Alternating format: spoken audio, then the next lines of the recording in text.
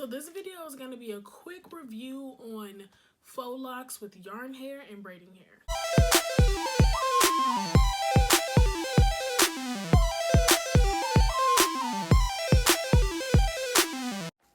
So first I'm going to be discussing the yarn locks, which are these lovely locks that I'm wearing right now, pros and cons. So the pros for these yarn locks will have to be off top the price. The price is amazing and I feel like you can't beat it anywhere. For 2 of the jumbo large yarn packs, I only paid about $10, which I think is really amazing.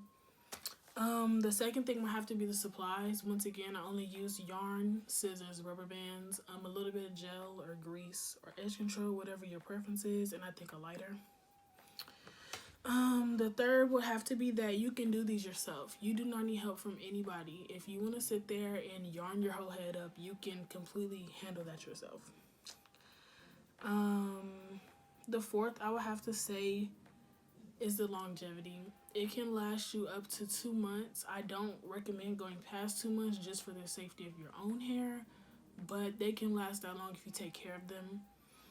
In my opinion, I feel like the older they look, the more natural they look. So you technically don't even have to take care of them for them to still give off a nice look or a nice hairstyle. For me, they were not heavy at all. Although they are short, so I'm not sure how they will feel if they were longer. For this short style specifically, they're not heavy. Even after I dipped them, it took about 30 minutes for them to dry, and it still was not heavy while it was wet. So yeah, that's also a really big pro for me because I get bad headaches and bad migraines if my hair is way too heavy. So I only have a few cons for this style. I believe the pros completely outweigh the cons if you ever were to consider this style, but unfortunately it still does have cons. So for the cons, I feel like any type of faux lock is tight. After you were to rubber band it or braid your hair down and you get to wrapping, I feel like it tightens up on your hair and it's kind of tense on the scalp. For these, there were no worse than getting regular box braids. So if you're used to getting that type of tension on your scalp, you might be used to these. But I know for natural people, that might be a little too much for them. So it might be a tad bit painful once you get to wrapping and it gets tight. Especially in the beginning because they are kind of stiff. So it's like stiff, tight braids in your head. And you can't really manipulate them to relax on your scalp or to loosen up. Believe it or not, I'm pretty sure you guys do. This took about 8 hours for me and my sister to do. I got really tired and she kind of just finished up the back for me, but it does take a long time. I still feel like if I was to sit down and get a rhythm going, it would take me less than 8 hours, but it took me 8 hours, especially because this is my first time doing yarn faux locks. So yeah, it took me quite a while. But I still believe that they're worth it for the longevity. 8 hours compared to 2 months. I mean, you can't really beat that.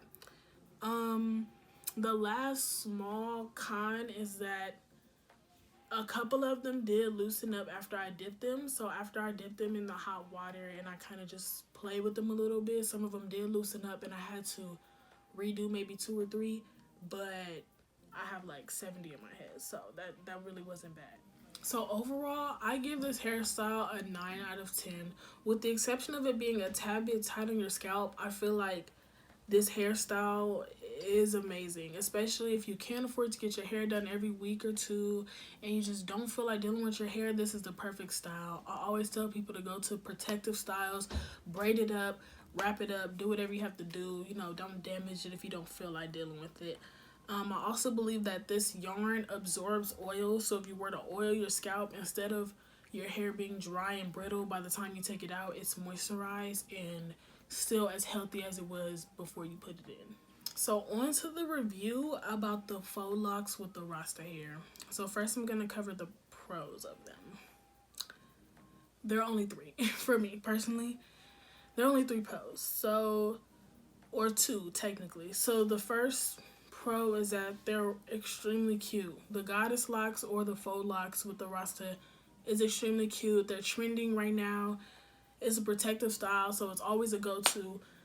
And the longevity, of course, any faux lock I feel like has great longevity just in case you don't feel like doing your hair and, you know, all the stuff I previously stated.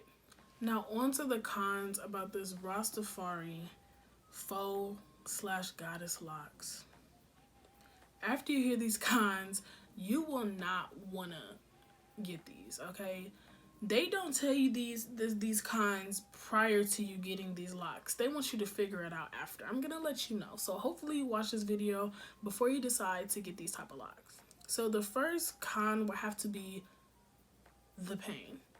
It was terrible. I could not bear it. And I'm not over exaggerating. I don't have a tender head. So I'm not tender head at all. And these locks were they were terrible. I cannot I don't know how to explain to y'all how terrible they were, okay? I took them out the next day. I could barely sleep that night. I was waking up having like attacks, like pain attacks. I don't even know how to describe it. I was waking up just crying or waking up like lowball screaming. It was terrible. I wouldn't recommend that on anybody. I couldn't even last. I watched YouTube video after YouTube video to figure out how I can get these locks to loosen. I did the pencil method. If you guys don't know what that is, you put the pencil in the roots, between the root and the lock to stretch out the hair. Did not work.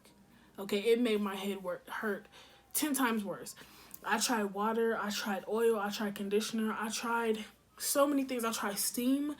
It didn't help anything. It was unbearable, and I had to go to work the next day, so I wasn't going to even take my chances. I just took them out. They are stiff, okay? Unlike the yarn locks, if you have goddess locks, you cannot dip them, or I haven't found a method that you could do to dip them. I don't know. The bottom of the goddess locks, of course, have curly braiding hair, so if you were to dip it, of course, it would straighten the hair out. I actually experienced doing that. I dipped it, the hair straightened. I had to curl the hair, wrap the hair around a pencil to curl it, and re-dip it just so I could get the curls back after I tried to dip it, and the dipping still didn't work. I boiled that water so long. I wanted that water to melt the plastic and loosen it up, and it didn't do anything. The plastic didn't even flinch. It was terrible. So you have pain along with stiffness. So you can't manipulate the braids to loosen them up, and you can't manipulate them to put them in a bun or something because your hair's too tight and the locks are too stiff. The third thing will have to be the cost. The packs of braiding hair to go underneath the locks themselves is about $3 to $4.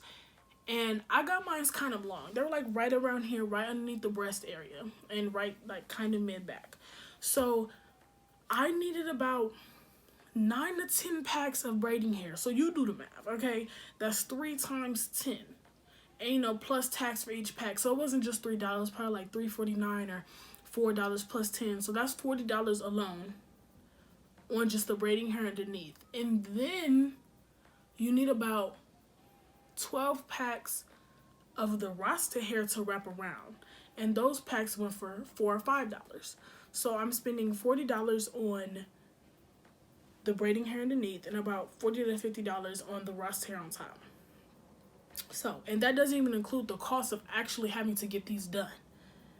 The cost to get these done, most people charge around $300, $200, $100, no less than $100. Okay, they charge very high price because these braids takes, or these locks take so long to do. They charge so high. So you're spending $200. Hopefully if they cost $100, you're spending $200 for these locks in pain. I'm not paying for that ever again. The lady charged me $100, but I went to several people who charged $200, $300, $400. So that's $100 on the braiding hair and $400 to get the locks done. That's $500 altogether for a hairstyle that is, yes, stylish and trendy, but it was unbearable. I didn't enjoy it at all. I couldn't do these myself.